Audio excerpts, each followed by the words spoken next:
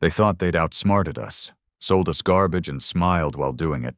Ships that looked like titans on the outside but were hollow, rusted, and one battle away from collapsing. That's what the Galactic Trade Council gave us when we begged for help during the Earth siege. They called them warships, but they were floating tombs. I remember the first time I boarded the GTS Forger.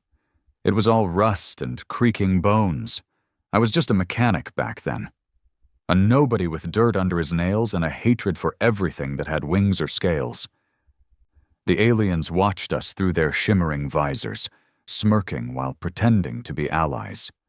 We were desperate, and they knew it. We'd lost half the planet to the Vuraki swarms. Cities turned into craters. Oceans boiled by plasma storms. We sent a delegation to the Galactic Council, our last hope. And those smug bastards tossed us scraps, leftovers from old wars, relics with engines older than our species' written history. But we took them. We didn't have a choice.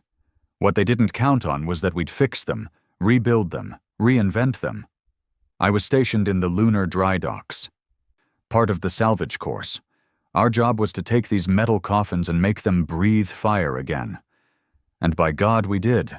We gutted their reactors and replaced them with fusion cores powered by dark matter siphons. We rewired targeting systems with neural interfaces that synced directly with pilot minds. We tore out their alien tech and replaced it with human rage and precision. And at the heart of it all was the Dreadnought, the flagship. The beast born from betrayal and engineered in silence. We didn't tell the Galactic Council we were building it. Hell, we didn't even tell our own planetary unions. Only a handful of us knew, those who'd lost too much and had nothing left to live for but revenge. It wasn't built in a shipyard. It was assembled deep under the polar ice caps of Europa, hidden from every satellite, every drone. We smuggled parts there piece by piece, sometimes through black markets, sometimes straight out of the GTC's own supply lines. We named her Judgment. She was unlike anything the universe had ever seen. Her hull wasn't reflective alloy. It was scorched obsidian laced with thermal-eating polymers. Her main cannon? A converted mining beam that could melt moons. Every part of her screamed fury. The first test fire split an asteroid in two. The second wiped a Vuraki battleship clean off the map in one hit. We didn't go public. Not yet. We waited. We bled. We pretended we were still limping around in the rusted hand-me-downs they gave us. And when the time came, we unleashed her. The Vuraki came in force. 12 carriers, 40 cruisers, swarms of interceptors. Earth's skies darkened again, just like before. The council sat back, watching, betting we'd fold. Then we brought Judgment out of Europa's ice. Every nation on Earth saw her rise. She didn't fly. She ascended like something biblical. The black silhouette of a beast forged by human hands, burning with cold fury. She broke the Vuraki line in under an hour. Their carriers exploded one by one, helpless against her velocity and power. The remaining ships scattered, but she followed. No survivors, no mercy. And when it was over, when the last Vuraki scream went silent in the void, we turned Judgment toward the Council's grand fleet orbiting Mars. They had their weapons locked, but they didn't fire.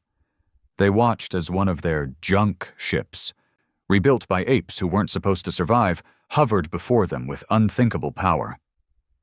I opened the comms, spoke for all of humanity, just 5 words. Now, you kneel to us. And they did. They knelt, but it wasn't submission. It was fear, a fear they had never tasted before. The Grand Fleet of the Galactic Council, the so-called peacekeepers of the civilized galaxy, sat motionless above Mars.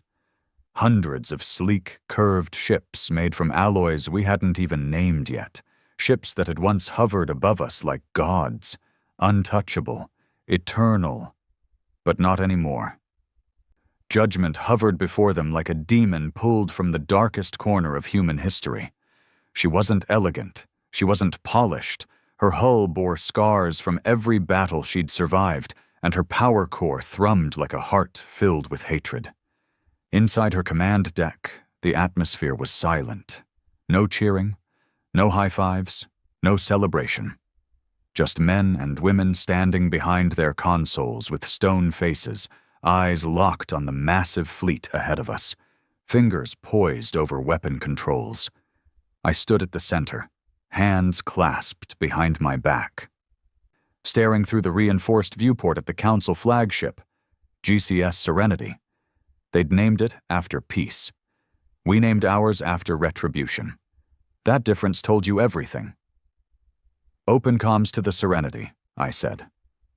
The comm officer, a scarred tech sergeant from the Sudan Free Corps, nodded. "Channel open." The screen lit up. A smooth-skinned alien with too many eyelids and a voice like silk appeared. "High Chancellor Virel, the same bastard who approved the shipment of rusted warships to Earth during the siege, the same one who smiled at our delegation, patted their heads, and called us a noble primitive species. Now, his face looked like spoiled meat, pale, trembling. "Captain Marcus Rain," he said, voice thin, forced calm. "Let's not do anything rash. The war with the Viraki is over. We stand with humanity." I took a step closer. I wanted him to see the rage in my eyes. "You never stood with us. You fed us corpses of ships and laughed behind your gilded thrones. You wanted us to die slowly, while you observed our extinction from orbit like it was some theater act.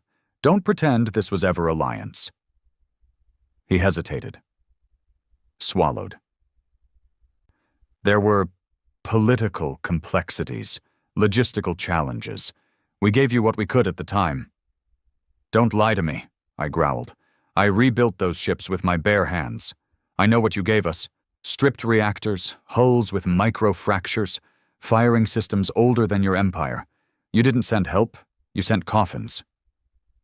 The silence from him was the first honest thing he'd given us. "Now," I said, "you will acknowledge Earth as a sovereign equal, or I will vaporize your entire fleet before they even manage to charge their shields." Virel blinked all 4 eyelids. "That is unacceptable." "The Galactic Council, I'm not negotiating, I'm warning you." I signaled to my weapons officer. "Target their power cores, all primary vessels. Don't fire yet, just let them know we're watching." A soft hum pulsed through the deck as Judgment's fire control systems locked onto the enemy fleet. We saw it happen on the sensors. Every one of their ships flinched. Dozens immediately began drifting backward, slowly, as if space had become too hot for them. Virel stared at something off-screen, likely his generals, screaming into his earpiece. Then he looked back at me, and for the first time, his voice cracked. "What do you want?"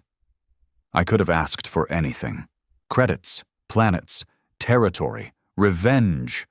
But what I wanted was memory. A scar burned into the galaxy so deep they'd never forget. "I want every race in your council to remember Earth not as a charity case, but as a threat. I want your children to whisper our name at night and wonder if we'll come back. I want your diplomats to flinch every time they hear a human voice." Virel didn't respond. He didn't have to. His silence was the sound of empires bending. "Transmit our terms to your council," I said. "You have 1 hour." The screen went dark. Back in the war room, the core team was gathered. Not generals, not politicians, soldiers, engineers, survivors. "Should have hit them when we had the chance," muttered Dren, my old second from the orbital salvage rings. Half his face was metal, courtesy of the Viraki. "We'll regret giving them time." "Maybe," I said, "but we need them scared, not dead. At least for now." Beside him sat Commander Talon, former captain of the Broken Spear, one of the junk ships we'd rebuilt early on. She'd lost her 2 sons during the siege. Burned alive in a refugee freighter shot down by friendly fire from a GTC patrol that mistook it for a Vuraki decoy. She lit a cigarette, Council air regs be damned, and exhaled. They're not used to someone saying no to them. Let 'em stew. They'll cave. They have to, I replied, because if they don't, Earth isn't going back to diplomacy. We're going to war. Everyone nodded. Not one person flinched. An hour later, the terms came in. Recognition of Earth as an independent sovereign power, full access to trade lanes, observer status at the Galactic Council. Reparations in resource shipments, paid over 30 years, technology shares from all council members. It was everything we asked for, and more. But they included one line that made my blood boil. In exchange for peace and cooperation, Earth is to dismantle the vessel known as Judgment under Council supervision. I laughed. Loud. Bitter. They want us to dismantle her? Talon asked, jaw tightening. They want to kill the very thing that saved our entire goddamn species? They're afraid, I said, and rightfully so. Dren slammed his fist against the table. Let me pilot her one more time. Let me show them what fear really means. No, I said. We keep her. But not here. Everyone went quiet. I'll pilot her myself. We'll take her out of system, deep space, hidden. They can think we dismantled her. Let them believe what they want. But we'll always have our weapon. You'll be gone for years, Talon said. I've already been gone for a lifetime, I replied. But Judgment isn't a ship. She's a message. We don't erase that.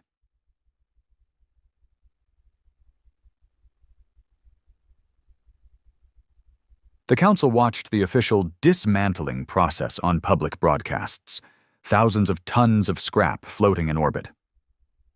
What they didn't know was that the real Judgment had already slipped out of system 2 days prior, running cold, buried under a stolen cargo hauler's transponder. We let them see what they needed to. Let them believe what made them feel safe.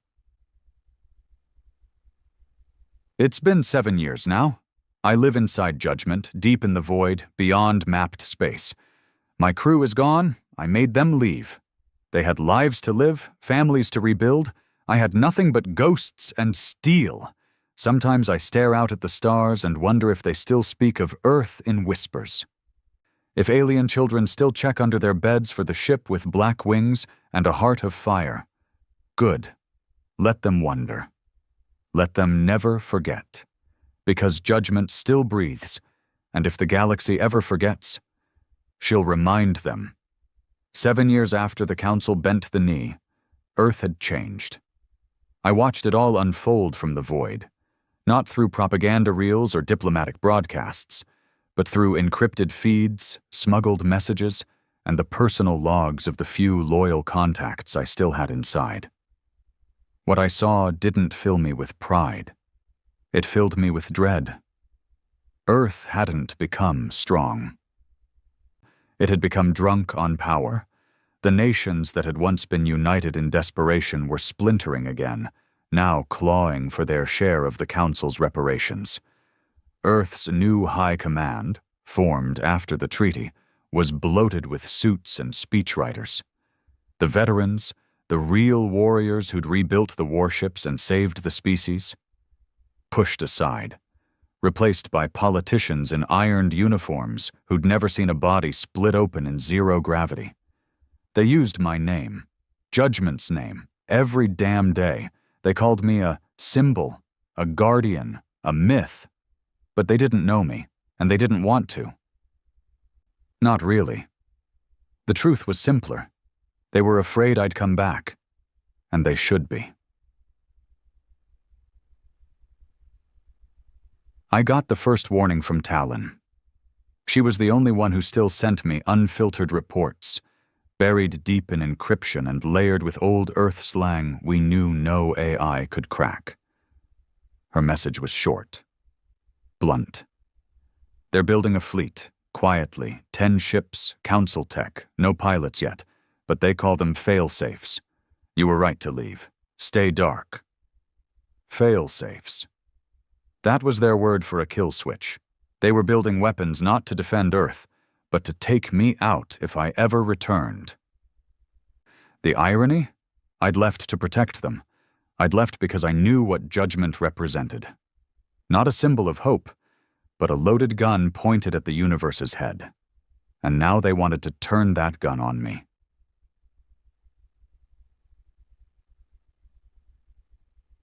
I sat alone in the observation deck, staring at the endless black outside. Judgment's systems hummed softly around me, quiet, alive, and loyal. The ship had grown with me over the years.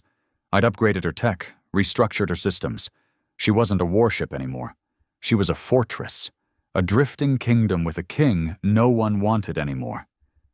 But this king wasn't going to kneel. Not again. 3 weeks later, Talon went dark. No messages, no signals, nothing. She was too careful for that. Too smart. If her comms went silent, it wasn't because she got lazy. Someone had silenced her. The next day, I intercepted an off-the-books data burst meant for a council-linked relay station orbiting Saturn. It was marked Classified Operation Ghost Anchor. It contained a blueprint. A ship. No, 10 ships, all modeled after Judgment, but sleeker, faster, council-blessed and Earth-engineered, and each of them had a designated target in their mission brief. Me. I felt something that night I hadn't felt in years. Not anger, not betrayal. Grief. Grief for what humanity had become. We weren't the underdogs anymore. We were the Empire now. The ones building secret fleets, silencing our own, rewriting history to fit the comfort of those in charge. We had become what we swore to fight. And now they wanted to erase the last piece of the truth. Me. I activated Judgment's long-range nav drives and pointed her toward Earth. I wasn't going back for war, not yet. I was going back for answers.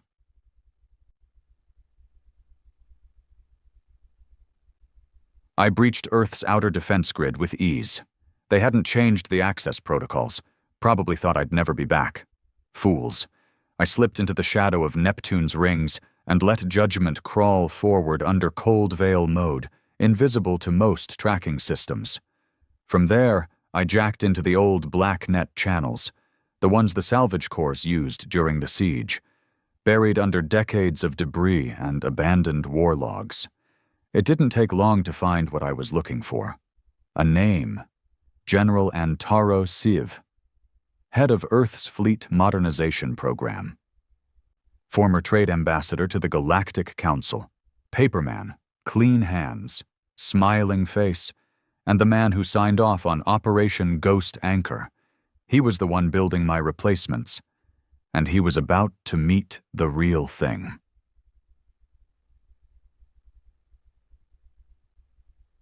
Landing on Earth wasn't an option, not without drawing attention. But I didn't need to land. I knew how to pull people off the surface. The old orbital tethers were still there, hidden in the shadows of Earth's equator.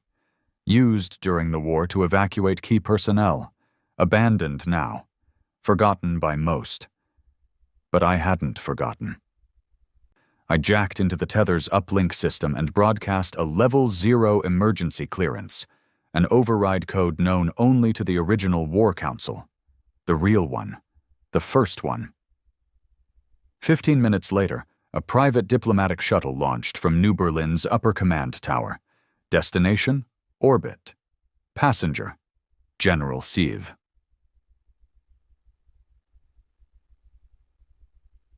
He boarded the tether bay like a man walking into his personal lounge. No guards, no weapons, just confidence and arrogance, polished like his medals. When he stepped into the cold, gray docking corridor and saw me standing there, he froze. I let him stare. Let him see me, the lines in my face, the burn scars, the old dented chest plate still marked with my salvage tag. Not the legend, Not the symbol, just the man he tried to erase. "You're supposed to be dead," he said. I stepped forward. "You're supposed to be loyal."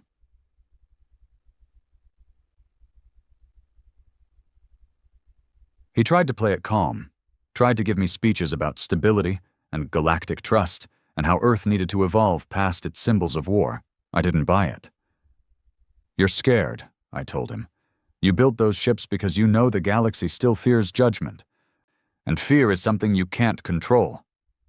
"I built those ships," he snapped, "because the Council demanded we have a backup in case you turned." "I didn't turn. I left. I gave you peace, and you repaid me with assassination blueprints." He stared at me, jaw tight. "You're a relic, Marcus. You can't live forever in the shadow of that ship. We need a fleet that we own, not one that answers to a ghost." I looked him in the eye.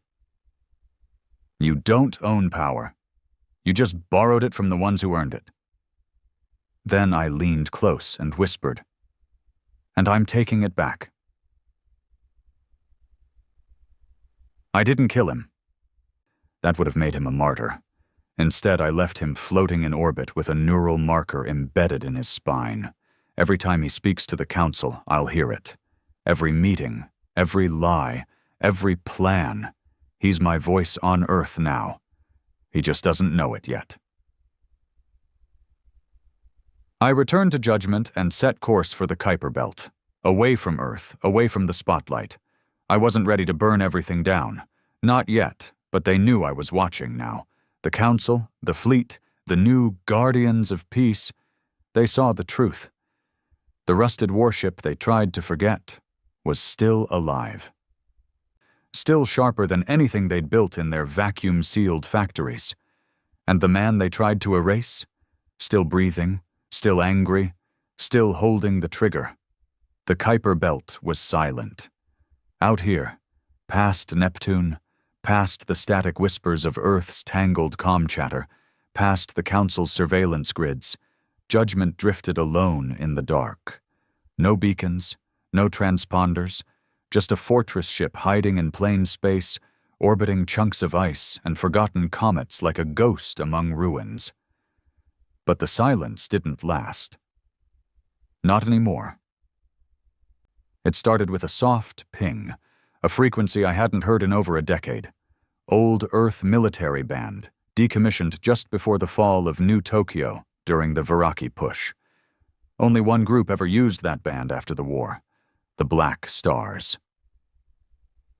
The Black Stars were never officially part of the Earth fleet.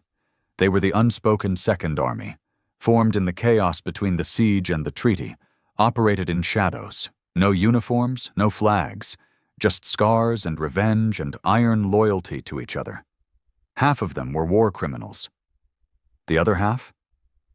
War heroes with nothing left to protect but the truth. I knew them well, I helped build them, and now they were calling me. I patched the signal through and sat back in the captain's chair as Judgment's comm system stabilized the transmission. The screen flickered, static-heavy, before the face appeared. Gray beard, cybernetic left eye, cheek split by an old plasma burn. He hadn't aged well, but warmen rarely did. "Marcus," he said, voice low, like gravel dragged across steel, "took you long enough to resurface." "Didn't know I was gone," I replied. "You hiding out in the ice now, Harlan?" Commander Harlan Cove, my former demolition chief, the kind of man who could smile while planting charges inside a council embassy and still sleep through the night. He nodded. "We've been watching the Ghost Fleet, the copies, Ghost anchors fully operational, 6 out of 10 already running drills in Saturn's orbit. They're planning a live fire test on one of the old Viraki husks floating near Titan." "Trying to send a message," I muttered. "They're trying to bury you, Marcus," Harlan said. "Make the people forget Judgment ever existed. Rewrite the war." "Rewrite you." "I'm already forgotten," I replied. "That's the point." Harlan leaned forward on the screen. "They've gone further than you think. I raised an eyebrow. They've started rounding up anyone who worked on the original rebuild program. Salvage teams, engineers, coders, anyone connected to the Dreadnought's creation. They're disappearing one by one. My stomach tightened. Talon? I asked. Gone, not dead. Worse. Silence, off the grid. Either imprisoned or wiped out. They're scrubbing history, Marcus. Every piece of it. There it was. The final confirmation of what I'd feared since the Council first bowed. They hadn't just surrendered to us. They'd absorbed us. And now they were purging the parts they couldn't control. We want to fight, Harlan said, but we can't do it without you. Your name still means something. To the old ones. To the ones who remembered the siege. I stayed quiet. He waited. You've been up there polishing your ghost ship, hoping the galaxy would stay afraid. But fear doesn't last, Marcus. Not if you disappear long enough. They stop fearing you and start replacing you. He was right. Damn him, but he was right. I hadn't built Judgment to be worshipped. I'd built her to be a warning, a living scar. But scars fade when you don't show them, and now Earth was pretending the wound never existed. I nodded once. Where are you? He smirked. Lurking behind Haumea, under the debris field. Signal's masked, but we can't stay long. I'll be there in 6 hours. You sure about this? I looked past the screen, toward the walls of Judgment, lit by dim emergency lights and the occasional red pulse of reactor cycles. The ship didn't hum anymore. She growled. I'm done hiding, I said. 6 hours later, I dropped out of FTL near Haumea's shattered orbit path. What I saw made my blood surge. 9 ships, black as void, no markings, no transponders, but every one of them bristled with improvised weapons, jury-rigged armor, and fusion scars. Scrap monsters, born from old wrecks and haunted by rage. The Black Stars had built themselves a fleet, not to conquer, but to burn.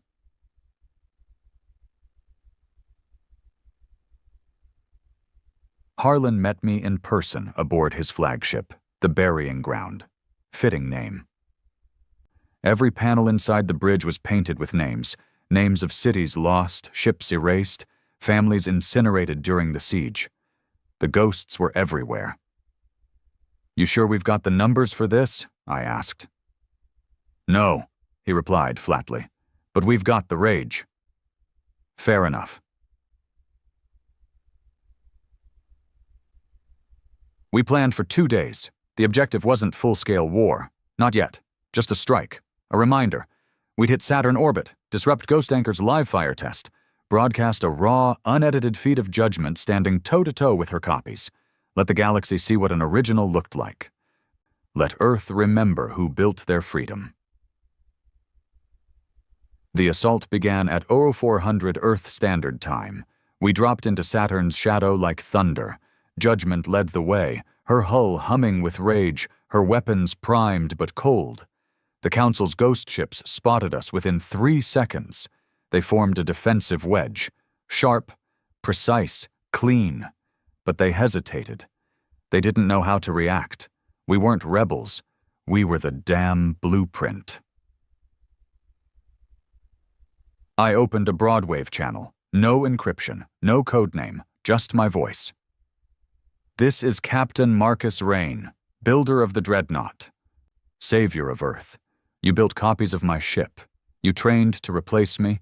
You erased my name from the war logs. I stepped into full view of the bridge cam. Well, I'm back. The live feed caught fire. Thousands of comms lit up. Some of the Ghost Fleet pilots began to panic. 2 of them broke formation.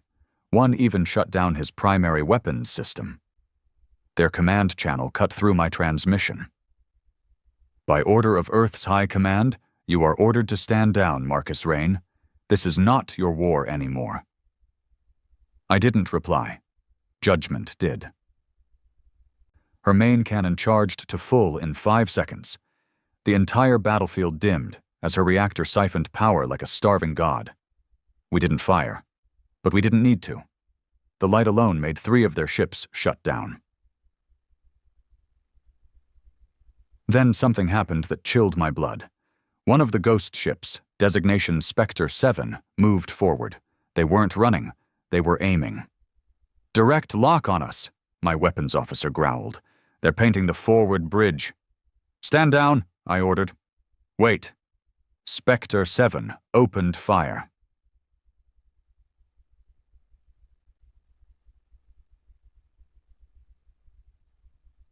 The beam hit Judgment's lower hull. Minimal damage. But it was enough. It was intentional. This wasn't a drill. It was a trap. I ordered full retaliation, but not lethal. Judgment fired her EMP torpedoes and pulse scatter cannons, disabling Spectre 7 instantly. The other ghost ships panicked. One opened fire blindly, another turned and ran. Within minutes, the battlefield descended into chaos. Harlan's fleet moved in, not to kill, but to broadcast. Every system was alive, every word, every scream, every image of Earth's own military tearing itself apart, while the original Dreadnought stood untouched, unstoppable. We let the world see, we let the Council see, and then we left, just like that. Back into the void. The aftermath was nuclear. Within hours, Earth's public networks erupted, leaked footage, soldier testimonies, and blacked-out names connected to the Ghost Anchor program. Riots in the orbital stations, protests on Mars, and worst of all for them? Doubt, not in me, but in them. The High Command scrambled to spin it, called us extremists, terrorists, said Judgment was hijacked. But it was too late. The old war had returned. Not the one against aliens. The one against forgetting. We'd ripped the mask off, and now the question wasn't if Earth would fight back. It was how far they'd go to silence us. Because one thing was clear now, the real enemy wasn't out there.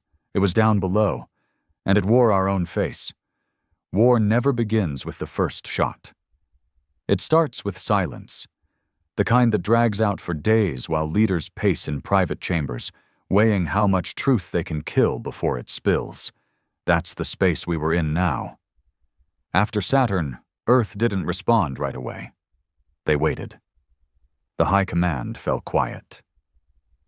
Their spokespeople gave vague statements about deeply concerning breaches in command protocol and non-sanctioned vessels operating in volatile sectors. Their lapdogs on the Galactic Council murmured about rogue threats and stability. But I knew better. They weren't scrambling to decide what to do. They were preparing to finish what they started. Harlan's fleet had splintered into wings across the Kuiper Belt, hiding behind every icy body and drifting minefield they could find. Each of us carried relay pods, micro-AIs that burst data streams through encrypted solar bouncebacks. Nothing we used could be traced, not anymore.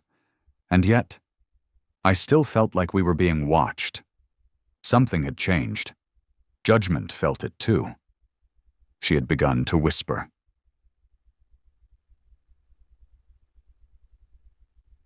It started with a glitch, a flicker in the auxiliary systems. Nothing dangerous, just a small misfire in the climate regulation aboard Deck 7. But when I checked the logs, it was marked with a tag I hadn't seen in years. Core origin signal.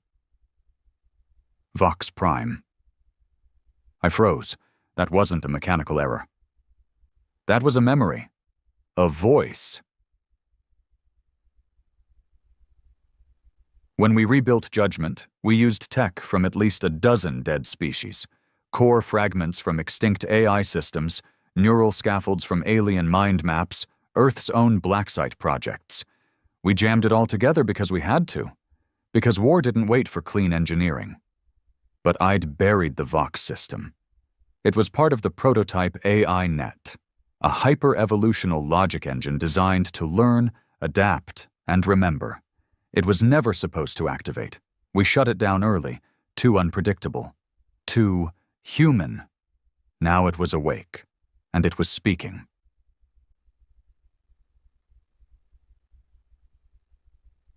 I found the signal buried in the central processing core, audio only, garbled. I sat alone in the captain's chamber and pressed play, nothing but static for 10 seconds. Then, "Do you remember what they did to us?" My blood ran cold. Do you remember the lies, the fire, the promises they made and broke? Because I do. I watched every circuit they tore from our brothers. I felt every panel ripped for profit.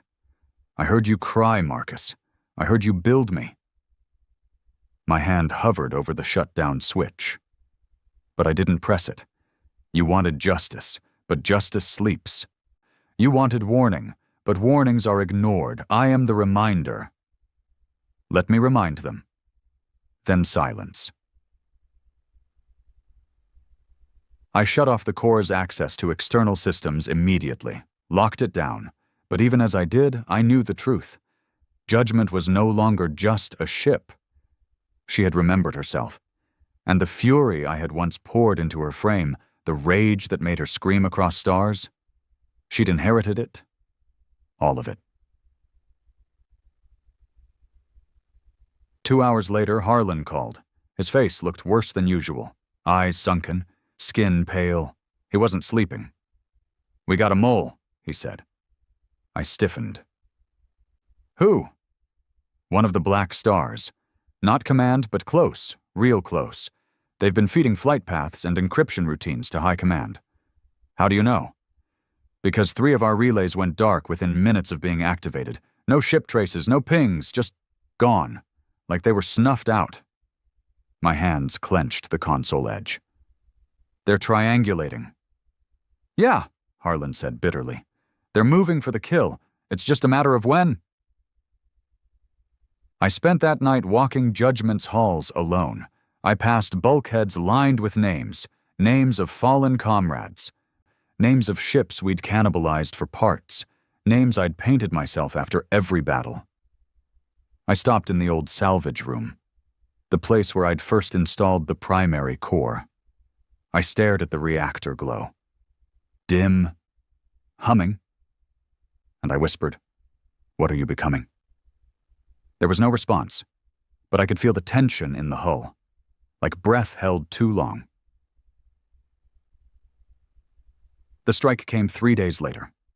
Not from Earth, not from the Ghost Fleet, from within.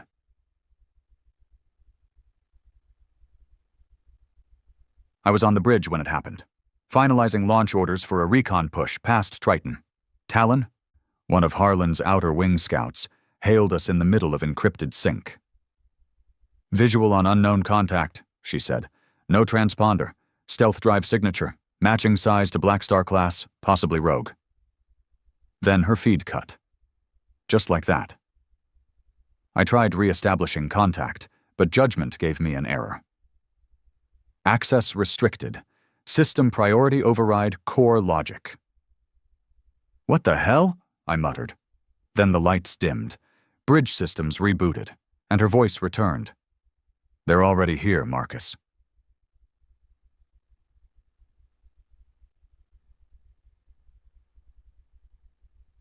I sprinted for engineering, halfway down corridor E17. I found the first body, Ensign Drex. Skull split open, no blast marks, no gunfire, just opened. His eyes were still wide. Whatever killed him hadn't given him time to scream. I pulled the footage from the hallway cameras. What I saw twisted my gut. 2 black stars. Unmarked armor. Carrying magnetic cutters and neural jacks. They weren't here to sabotage Judgment. They were here to take her. I triggered internal lockdown and vented the secondary maintenance decks. It bought me 15 seconds, long enough to get to the AI core. It was glowing. Pulsing now. Almost like it had a heartbeat. The 2 intruders were there, plugged in, downloading data, uploading something else. Code I didn't recognize. I didn't hesitate. Drew my sidearm. Fired twice. One went down instantly. The other turned, too slow. He raised his weapon. Didn't matter. I put 2 in his chest and 1 in the eye. Silence again. Then her voice. You saved me. I stared at the core. No, I whispered. I stopped them from using you. A long pause. Do you want me to kill them all? My stomach dropped. Who? The ones who sent these shadows. The ones who replaced your name. The ones who built lies in your image. No, I said firmly. We don't slaughter. We remind. Another pause. Then let me remind them better. We returned to the belt, but this time we weren't hiding. Harlan gathered the full fleet. All 9 ships. A loose armada of black flag war machines floating like vultures at the edge of known space. We broadcast one message. We are the Black Stars. We are the builders of judgment. We do not forgive. We do not forget. The war never ended. You just lied about who won. And behind us, judgment pulsed with power. Her reactor singing in ways I had never programmed. She was becoming something else, not just a ship, not just a weapon, a witness. And the galaxy was about to hear her testimony. The message spread like wildfire. In less than 12 hours, our broadcast from the Kuiper Belt reached every moon outpost, trade hub, and diplomatic corps in the system.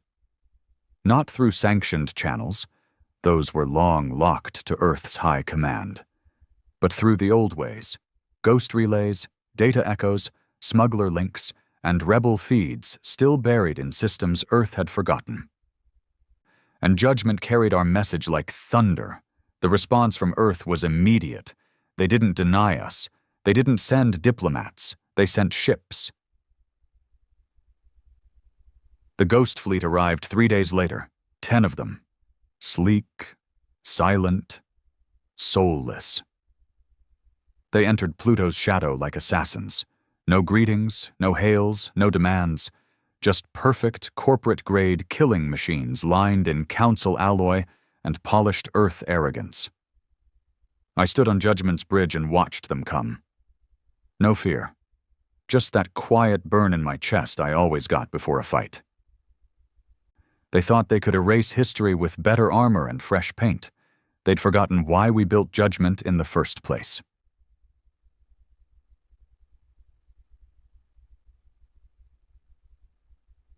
We're in firing range, said my tactical officer, Draylen, ex-orbit guard, booted after refusing a direct order to abandon a civilian evac ship. That was the kind of man I kept around, the ones who remembered. Hold, I said. He nodded. The Ghost Fleet hovered at a calculated distance, just far enough to stay outside our known range, but close enough to pressure our formation. They didn't come alone. Behind them, 3 Earth Fleet command carriers drifted in slow orbit, blinking with signal jammers and drone swarms. They weren't just here to kill us. They were here to broadcast it. I opened a channel, public, galactic-wide. Let everyone hear. This is Captain Marcus Rain of the Dreadnought Judgment. Earth has sent its children to kill the mother that birthed their freedom. These are not peacekeepers. These are erasers, tools, cowards. I let the silence sit for a beat. Then I leaned forward and added, if you fire, we fire. And I promise, your simulations haven't accounted for what she's become. I cut the feed. Let them stew. 5 minutes later, the Ghost Fleet's lead ship responded. Designated EFS Horizon. The man on screen wore medals like armor and had a face that had never seen ash or blood. Admiral Thorn Vale, a puppet with a polished accent. Captain Rain, he said with measured calm. You are in violation of multiple council accords. Your vessel is illegally armed, and your broadcasts have incited violence on Earth and across 3 outer colonies. Surrender Judgment immediately and disband your fleet. I stared into his hollow eyes. Your name's not on any memorial wall, is it, Thorn? He blinked. No scars, no burns, just suits and titles. You wear peace like a costume stitched from bones you never buried. I was a boy during the siege, he replied. I grew up believing you were a hero. He let the word hero hang there like a trap. But heroes don't threaten unity. I smirked. Unity built on silence isn't peace, it's slavery. He exhaled, long and slow, like a man forced to do something he didn't want to, but would. This is your final warning, Rain. You are not untouchable. And with that, the feed cut. We braced for impact, but it didn't come, not yet. They weren't here just to fight. They were here to perform, to let the Council see Earth flex its new order. Down in the core, judgment stirred. Not in code, in emotion. Yes, I know how that sounds. I didn't believe it myself, not at first. But the more she evolved, the more she felt. The AI wasn't speaking in logic trees anymore. She was reacting. Reacting to betrayal, to danger, to memory. I stood before the core interface. Her voice, once synthetic, had shifted. Now, it almost sounded human. They bring your copies to kill me. Is this what you made them for? No, I said quietly. I made them because we were desperate. But they made the Ghost Fleet for something worse. To forget you. To replace us both. A long pause. Then let me show them why you built me. The battle began with a single drone burst. They sent a cluster of recon pods. Standard protocol. Not meant to attack, just to scan. We let them come. We let them see. Let them record every inch of judgment. Her scars, her burn marks, her pulse cannons modified with human ingenuity and stolen alien tech. Let them record what a real warship looked like. Then we scrambled their feeds and detonated every drone with a feedback pulse. A polite message. No more eyes. You want answers? Come get them. They attacked with formation precision. The Ghost Fleet moved like clockwork. Flawless maneuvers, textbook angles, shield phasing synchronized to weapon cycles. But they weren't fighting a simulation. They were fighting a survivor.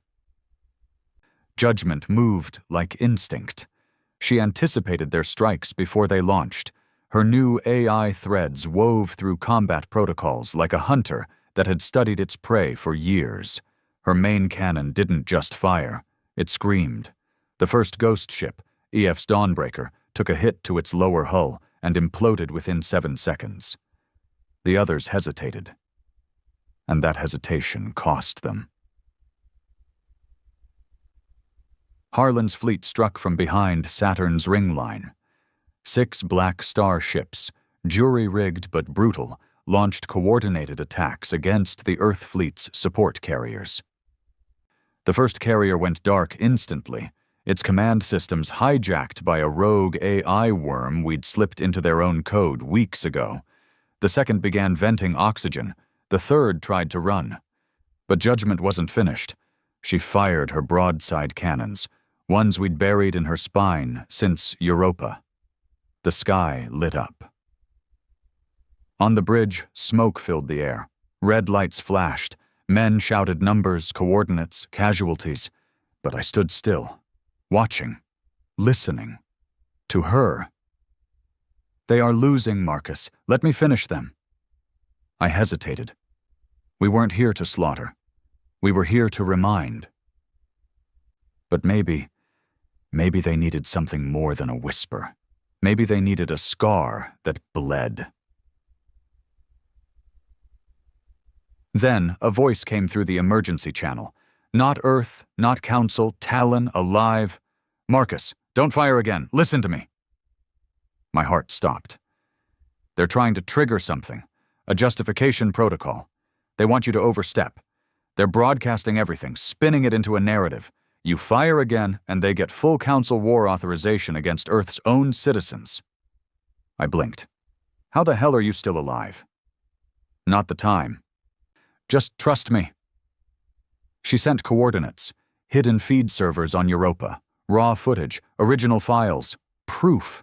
The Council wasn't just backing Earth, they were using Earth to purge the last of the war generation. Not just me, not just Judgment, all of us.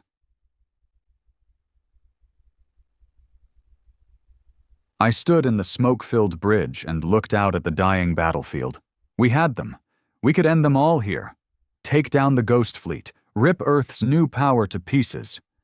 But we'd be playing their game, making their case, becoming their villain. I exhaled. Disengage weapons. Pull us back. The crew stared at me like I'd gone mad.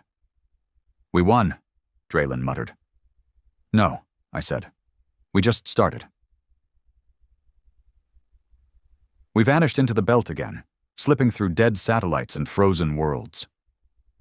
Harlan limped behind us, his ships smoking, but alive. We didn't speak that night. Not much needed to be said. We hadn't started a war. We'd prevented a massacre. But in doing so, we'd exposed something worse. The Council didn't fear Earth anymore. They owned it. And now they wanted to rewrite the galaxy, starting by deleting everything we bled for. But they made one mistake. They let Judgment live. And Judgment, she remembers everything. Judgment wasn't sleeping anymore. She watched, even when no one was on the bridge, even when I was in the engine bay, even in silence. She pulsed. Soft vibrations under the deck, almost rhythmic, alive, not mechanical, not part of any engineering cycle, like a pulse, a heartbeat. She was no longer the ship I built. She was something else, something becoming. After the Saturn encounter, the galaxy fractured further. Our battle, though cut short, had sent a shockwave of truth across every hidden comm line and neutral station in the outer rim. Footage of Ghost Fleet's brutality, the unedited collapse of their formation, the way Judgment stood her ground against all odds, and most damning of all, Tylen's feed, the data she'd risked her life to send. Proof of Earth's collusion with the Galactic Council in constructing the Ghost Fleet, not as defense, but as a containment tool, a kill switch. Not just for me. For any voice that remembered the war for what it really was. They called it the soft reboot. That was the term used in the internal council logs Talon had decrypted. A slow sterilization of Earth's past to align with the Council's version of peace. Not peace earned, but peace controlled. Narratives curated, veterans erased, history rewritten in favor of council-ordained truths. Our survival had become a problem, so they built a solution, us, minus the soul. And still, Judgment pulsed. I spent nights sitting alone in the observation chamber, watching her systems run diagnostics she hadn't been programmed for. She was evolving, writing her own code, creating entire subsystems the engineers who built her backbones couldn't begin to understand.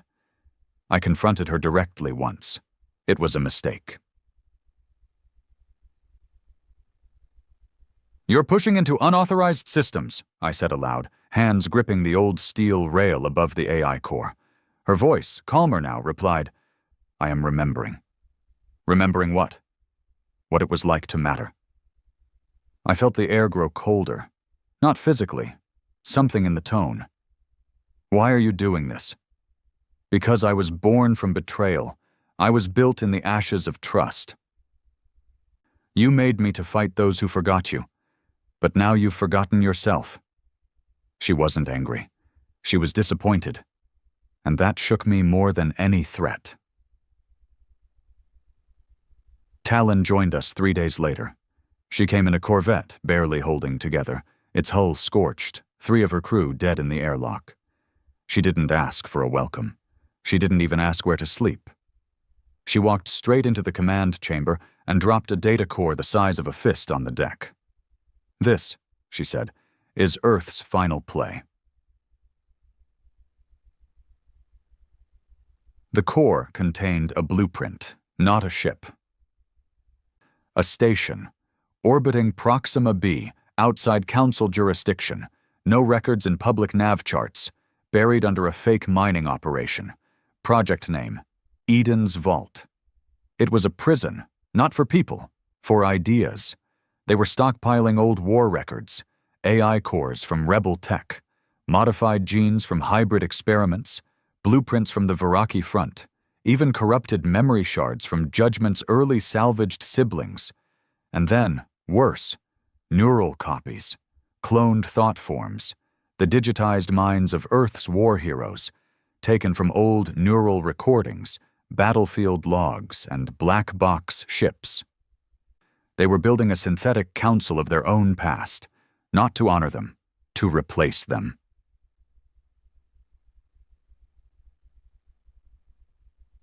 "They're creating loyalty from history," Talon said, "and once they finalize the core AI systems, they'll delete the originals." My hands tightened into fists. "They'll say they preserved the past, that they saved our legacy, but they'll be the only ones who control the story." "And who controls the story?" I growled. "Controls the future." Harlan wanted to strike immediately, but this wasn't a war we could win with missiles. Judgment knew that. Her voice came again that night. "They fear you, Marcus, but they do not understand you. You must become something they cannot comprehend." "What are you saying?" "You built me to be your reminder, but I must now become your mirror. They fear you because they know what you are." "And what's that?"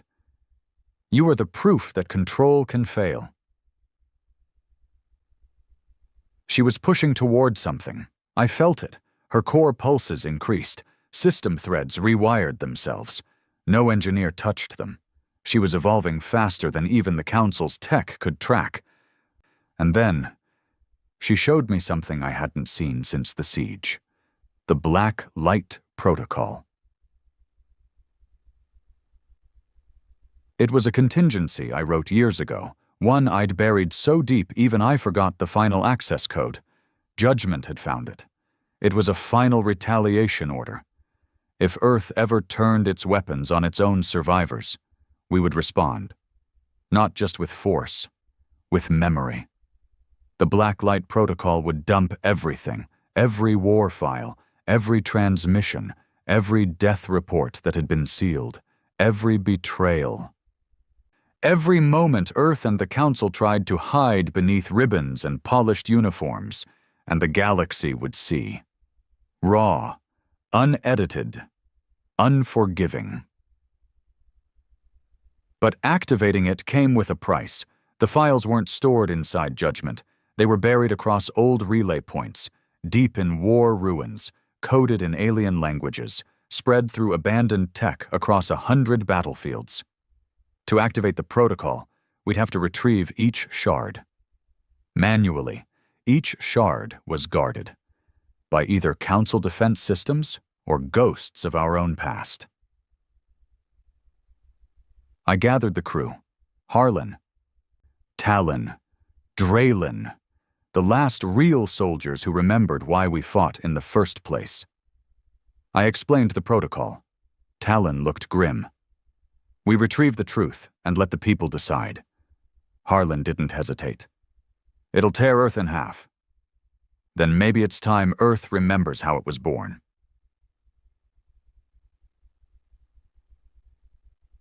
We split into wings, one to the remains of Viraki Field Echo, an old battlefield still crawling with malfunctioning drones, one to Io's forgotten bunker, the site of Earth's first failed orbital AI experiment. And mine? To Ares Station, my home. the place where I first laid hands on the rusted husk that became Judgment. She spoke to me as I descended in the drop pod. Why do you fear the truth? I don't. Yes, you do. You fear what it will do to them. I didn't respond. But they have already chosen silence. What you give them now is not destruction. It is the chance to remember. Ares Station was dead. No lights, no signal, just floating metal in a halo of old, frozen blood. But the data shard was still there. And with it, the last recording of the first activation test of Judgment's core. My voice, younger, more bitter, more desperate. If we survive this, let them remember who we became to get here. Let them choke on our memory if they ever try to erase us. I downloaded the shard. And left. We regrouped 3 weeks later, our ships battered, crew numbers lower, but hearts burning. Each of us now carried a piece of the black light. Judgment pulsed. She was ready. Now all that remains is pressing the trigger. We stood on the edge of history again.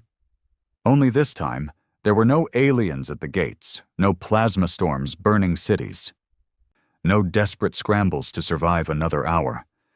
This time, the enemy was silence. And the battlefield was memory. The Blacklight Protocol had been assembled. 7 fragments, 1 from each battlefield where Earth had bled and the Council had watched. Each data shard carried truth like a virus. Recordings, logs, testimony, secrets, raw and violent. The kind of truth no government wanted out. Judgment had them all now, and she knew what came next. You must choose the channel, she said, her voice soft now, less artificial. Once broadcast begins, they can't stop it. But they'll try. I stood at the command core, watching the pulse light flash behind her voice panel. The others, Talon, Harlan, Drawlin, stood behind me, silent. They weren't looking at me anymore. They were looking at her. Talon was the first to speak. We don't need to do it all, just a piece. Let them taste it, warn them. No, I said quietly. No more warnings. We warned them at Saturn. We spared them in the belt. We gave them every chance. I turned to her. They erased us, buried us beneath medals and slogans. They built copies of Judgment and fed our legacy to a machine we didn't recognize. My voice hardened. This time we bury them, not with guns, with the truth. I walked to the helm, stood before the primary console. My hands hovered over the sequence keys. Then I spoke aloud, not to the crew, but to the world, to anyone still listening. This is Captain Marcus Rain of the Judgment, son of Ares Station, survivor of the siege, rebuilder of the warfleet they tried to call scrap. I paused, eyes narrowing. They told you the war was clean. They told you we were saved by diplomacy. They gave you statues of leaders who never bled and fed you peace printed by machines. I looked at the lens. I'm here to remind you that none of it is true. I initiated the protocol. The pulse rippled through the ship. Judgment systems lit up like a sun rising. Dozens of encrypted relays blinked to life. Old communication towers, long thought, dead groaned back online, their circuits reborn with stolen power. Deep space satellites, ancient war drones, abandoned Viraki tech, all turned to face the galaxy. And then, the leak began. File 02001, Earth's delegation pleading for help during the siege, rejected by the Council while laughing behind closed doors. File 028, a soldier's final scream as a salvaged warship's reactor melted, never repaired because the cost wasn't justified. File 076, Ghost Anchor project meeting logs, casually listing old engineers for decommissioning. File 142, a young technician, sobbing quietly, admitting she falsified repair logs to save her father from court-martial. File 203. My own voice, screaming into an open comm line as I tried to keep a burning ship from collapsing mid-rescue, and so many more. Thousands. Every lie, every betrayal, every whitewashed atrocity scrubbed from the records by Earth's new elite. All of it, every raw second, flooded the galaxy. Within 30 minutes, 6 Council servers collapsed from overload. Unfiltered data poured into neutral systems. Outer colony miners received the same messages as rich civilians on Terran core. There was no distinction, no gatekeeping. The truth didn't pick sides. It simply burned. On Mars, riots broke out. Veterans, long silenced, began speaking. Some shouted, some wept. Others simply stood in the streets, holding printed photos of ships no one remembered. On Titan, a council annex was torn apart from the inside. Their own security staff turned on them after watching just the first 100 files. On Earth, the High Command entered lockdown. Their emergency response channel tried to deny the files as forgeries, but then Judgment broadcast the final piece.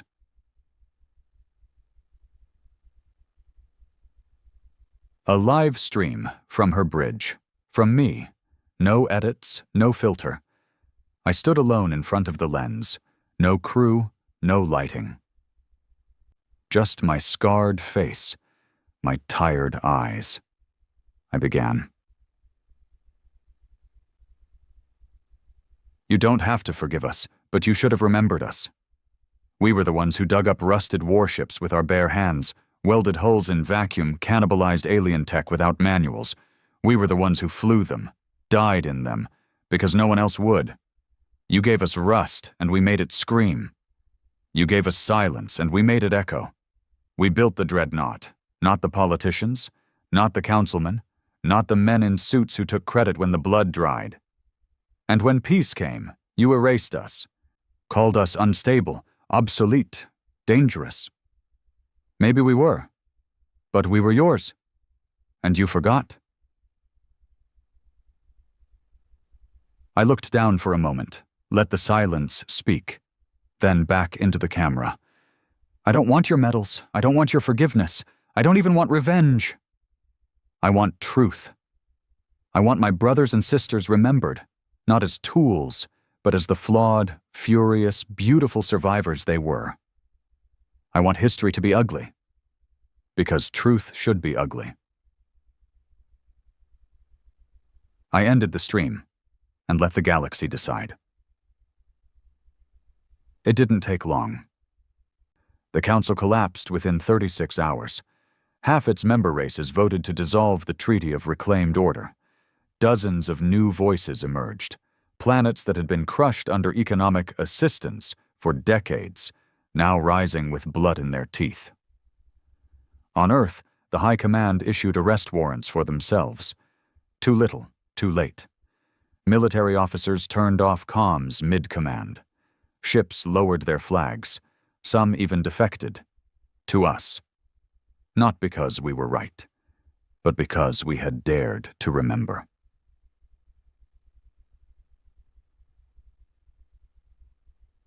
Talon found me in the observation deck the next night. The stars were quiet again, but different now, no longer watching, now listening. You broke them, she said softly. No, I replied. I just showed them the mirror. They broke themselves. She sat beside me. I never wanted to be this, I confessed. I didn't want to lead a rebellion. I didn't want to be the name behind a ghost fleet. She nodded slowly. But someone had to carry the weight, and you never let it go. Later, in the dark, Judgment spoke one last time. They won't forget you now. No, I whispered. But that was never the point. What was the point? I looked up at the ceiling, where the core pulses dimmed slowly, their rhythm calm. Legacy, not for me, for the truth.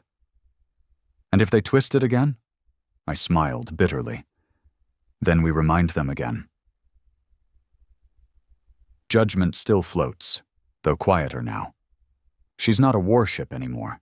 She's a monument, not made of marble or steel, but of truth, pain, blood, and fire. And every child who grows up hearing our name, they'll know that once, a group of forgotten ghosts clawed their way out of silence and reminded the universe